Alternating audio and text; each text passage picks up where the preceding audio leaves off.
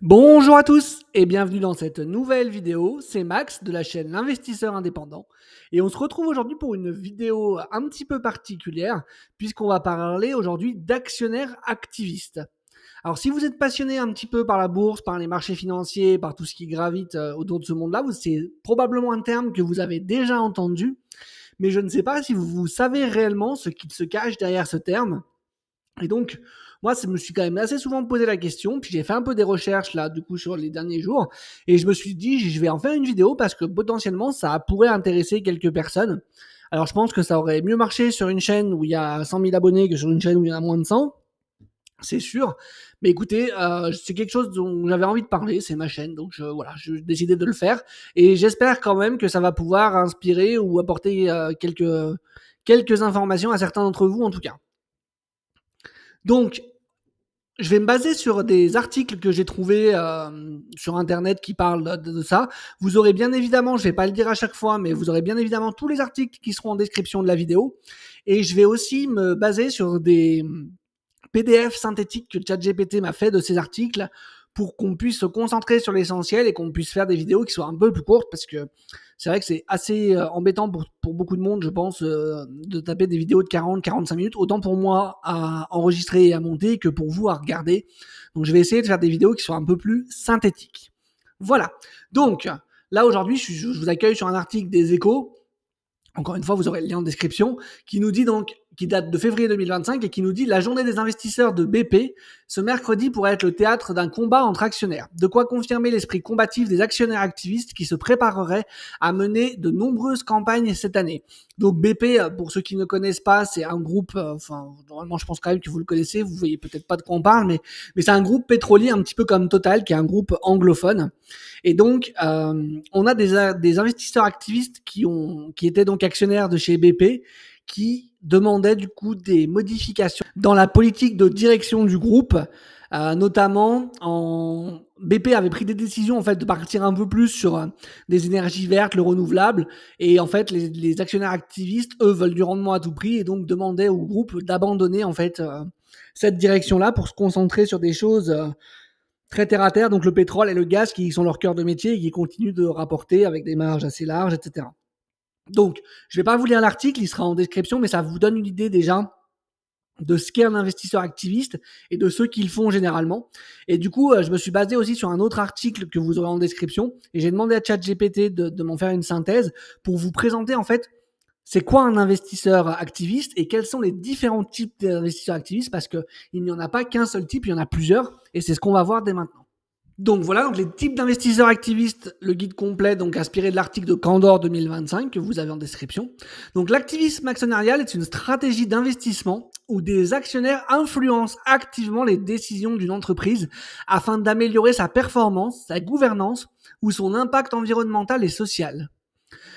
En gros, si je devais, moi, dans ma tête, comparer ça à quelque chose que peut-être un plus grand nombre de personnes connaissent, ça ressemble plus à ce que font les fonds de private equity avec les sociétés non cotées. Un fonds de private equity, quand il va investir dans une PME ou dans une ETI, il va pas juste amener de l'argent. Il va prendre un siège au board, au conseil, il va influencer la direction de l'entreprise et il est là pour accompagner le dirigeant dans le développement de l'entreprise.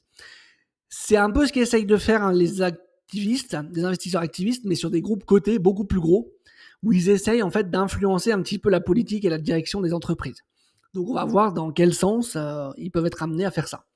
Donc vous avez les hedge fund activistes classiques, donc ces acteurs sont les plus connus et les plus médiatisés. Leurs objectifs principaux, c'est la création de valeur financière rapide. Ils ciblent des sociétés sous-valorisées ou en difficulté stratégique et demandent des changements radicaux. Des scissions, des cessions d'actifs, la réduction des coûts, des retours massifs de cash, donc dividendes exceptionnels, rachats d'actions. Leur horizon d'investissement est généralement de 1 à 3 ans et on parle notamment d'Elliott Management, de Third Point ou de Pershing Square qui sont vraiment les plus connus et c'est ce dont on va plus parler dans cette vidéo. Donc, ce sont des fonds d'investissement qui vont viser des entreprises qui sont en difficulté d'après eux ou pour lesquelles il y aurait vraiment, d'après eux, encore une fois, des fortes capacités d'amélioration. Moi, le gros problème que je vois avec ces investisseurs activistes-là, c'est qu'en fait, ils voient tout à court terme. Et pendant mes recherches, j'ai bien remarqué sur plusieurs papiers qu'en fait, globalement, le cours des actions, le cours de l'entreprise Il est impacté positivement sur les 6 premiers mois, fortement même sur la première semaine ou les 2 premières semaines, mais globalement sur le temps long de 3 ans, ça revient comme si de rien n'était. En fait, ils visent vraiment trop le court terme et ils vont vraiment prendre des décisions qui vont être rentables sur le court terme parce que eux, c'est ce qu'ils veulent, récupérer du cash pendant qu'ils sont là. Après, ils vendent leur position et c'est plus leur problème. Le problème, c'est que du coup, ils impactent négativement les sociétés dans le sens du développement long terme ou des choses comme ça. Donc, est-ce que c'est une bonne chose, une mauvaise chose? Bon, bah, écoutez, j'en sais rien, ce sera à vous de vous faire votre propre avis. Mais voilà, c'est mon avis à moi, en tout cas là-dessus. Vous avez les activistes, ensuite, friendly engagement. Donc, ces activistes privilégient le dialogue coopératif avec le management et le conseil d'administration. Ils cherchent à influencer la stratégie et la gouvernance en coulisses sans campagne médiatique agressive. Leur approche est beaucoup plus constructive et vise un horizon de temps plus long, 5 à 7 ans. Ils obtiennent parfois des sièges au conseil, mais préfèrent éviter les conflits publics. Vous avez par exemple ValueAct Capital, certains fonds de pension ou des institutionnels engagés. Donc là, déjà, on est un peu plus sur le développement de la société sur un temps un peu plus long. Donc c'est plutôt, ça se rapproche vraiment pour le coup du private equity, je trouve.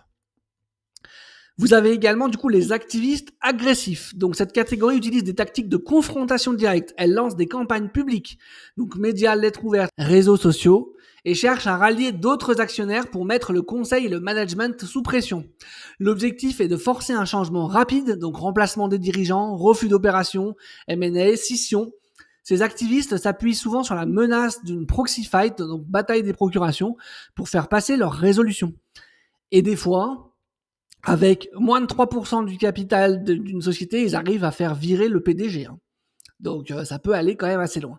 Vous avez les activistes ESG, donc les environnementaux, sociaux et gouvernance. Donc ces activistes ne se limitent pas à la performance financière. Ils ciblent les entreprises sur leurs pratiques sociales et environnementales et demandent des changements structurels.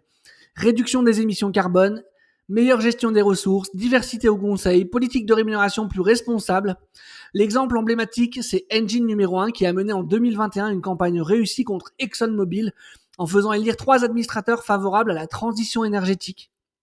Donc c'est quand même non négligeable quand on sait le groupe qu'est ExxonMobil. Je pense que c'est beaucoup plus gros que Total Energy. Pour vous donner une idée, ExxonMobil, c'est énorme. Vous avez les activistes gouvernance, transparence. Donc ces activistes mettent l'accent sur la transparence financière, la gouvernance d'entreprise et la protection des minoritaires. Ils contestent les structures opaques, réclament une meilleure information des investisseurs et s'opposent à des pratiques jugées abusives, par exemple les rémunérations excessives ou les droits de vote déséquilibrés. Exemple, CIAM en France, fonds spécialisé sur la gouvernance au Japon. Ensuite, vous avez les activistes opportunistes, dits green mail. Moins répandus aujourd'hui, ces activistes achètent une part significative d'une société uniquement pour menacer le management d'une campagne publique, puis revendent leurs actions à prix fort lorsque l'entreprise rachète leur participation pour éviter le conflit. Cette pratique est controversée et encadrée juridiquement, mais reste un pan historique de l'activisme. C'est quasiment du chantage en fait, quoi. C'est soit vraiment on vous fait la misère, sinon vous payez pour racheter nos parts. Bonbon, quoi. Bref. Donc, en conclusion, tous les activistes ont un objectif de rendement financier pour leurs investisseurs, mais leurs approches et horizons diffèrent fortement. Certains sont opportunistes et spéculatifs, d'autres s'inscrivent dans une logique de long terme ou sociétale. La clé est d'identifier le type d'activiste en présence, ses méthodes privilégiées et son historique de performance sur des cas comparables. Le guide Candor 2025 insiste sur l'importance pour les dirigeants d'entreprise et les investisseurs d'anticiper la nature de la campagne afin d'évaluer ses chances de succès et son impact potentiel sur la valeur actionnariale. Donc ce que je vous propose maintenant qu'on a vu un petit peu de manière générale ce qui était un investisseur activiste et les différents types d'investisseurs activistes qui existent, on va avoir 2 cas concrets sur des entreprises que vous connaissez tous. Donc la première, ça va être PepsiCo et la deuxième, ça va être Carrefour. Et je vous retrouve du coup sur le document en question. Donc là, on a le fonds activiste Elliott, qui est un des plus actifs sur ces dernières années, qui a annoncé le 2 septembre 2025, donc c'est vraiment très très récent, parce que je tourne la vidéo le 4, donc 2 jours après, en faisant une lettre ouverte au board de PepsiCo, et donc Elliott Investment Management annonce une participation de 4 milliards de dollars dans PepsiCo. Le fonds adresse une lettre au conseil dénonçant la sous-performance chronique et proposant un plan stratégique. Donc, ils ont diagnostiqué chez PepsiCo sur leur segment boisson qu'ils sous-performent depuis plus de 10 ans, perdent des parts de marché et leur modèle intégré est inefficace. Sur leur gamme de snacks, Il trouve que ça ralentit, que les marges sont en baisse malgré les investissements massifs. Il trouve qu'il y a un potentiel international qui est masqué et une gouvernance jugée insuffisante. Il recommande donc de refranchiser tout ce qui est la partie boisson et de simplifier le portefeuille. En gros, de se débarrasser de certaines marques. Sur la partie snacks, de réduire les coûts, de céder des actifs non stratégiques, d'investir dans la croissance rentable, donc le marketing, l'innovation et des acquisitions ciblées, de fixer de nouveaux objectifs financiers clairs et de renforcer la gouvernance et l'imputabilité. Donc là-dessus, j'ai trouvé un article du Financial Times qui parle de ça. Et le FT souligne que PepsiCo est un cas complexe, bien plus difficile qu'Honeywell, qui est donc une autre société où Elliott avait acquis une participation pour faire à peu près la même chose que ce qu'ils essayent de faire avec PepsiCo. Les divisions sont trop intégrées pour être scindées simplement. Il recommande un refranchisage, un recentrage du portefeuille et met en garde contre les risques d'exécution en citant des échecs comme Kraft, Heinz ou Keurig Dr Pepper. Là, en gros, ce que dit le FT, c'est qu'il y a d'autres marques qui ont essayé de faire ce qu'Elliott recommande pour PepsiCo et ils se sont carrément plantés. Donc, en conclusion, le plan d'Elliott est jugé crédible et sérieux car il repose sur des mesures opérationnelles concrètes. Le CEO Ramon Laguarta est sous pression, mais le marché est réceptif, potentiel estimé plus 50% de revalorisation si les réformes sont menées avec succès. Donc, vous voyez, potentiellement, les changements qui sont préconisés par les investisseurs activistes peuvent avoir un vrai impact sur la marque et sur la valorisation de l'entreprise. Donc, je pense que c'est important de le savoir, d'être au courant que ces choses-là existent en tant qu'investisseur, surtout quand on investit dans des boîtes, qu'on fait du stock picking ou des choses comme ça. Donc, le deuxième cas, c'est White Light et Carrefour, donc l'activisme en France. En 2025, White Light Capital critique Carrefour sur deux fronts. Ses relations tendues avec les franchisés et une dette dissimulée. Les fonds exigent un rééquilibrage et souhaitent un siège au conseil d'administration.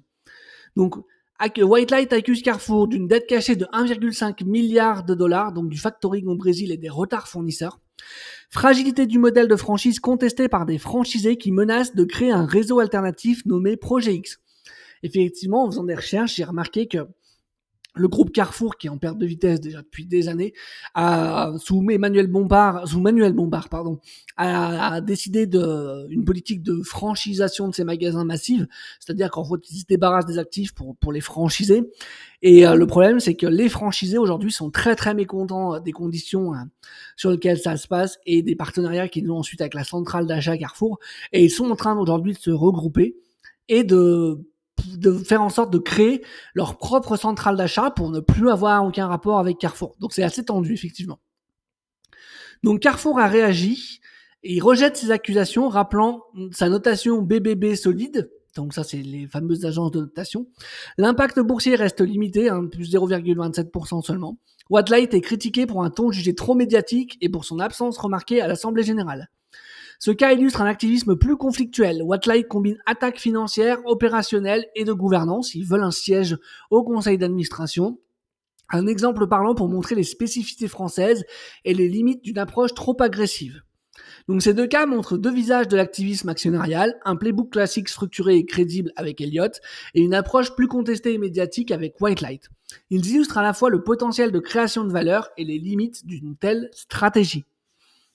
Voilà, donc je ne sais pas si c'est des choses dont vous aviez conscience, si vous saviez que ce genre de choses existait.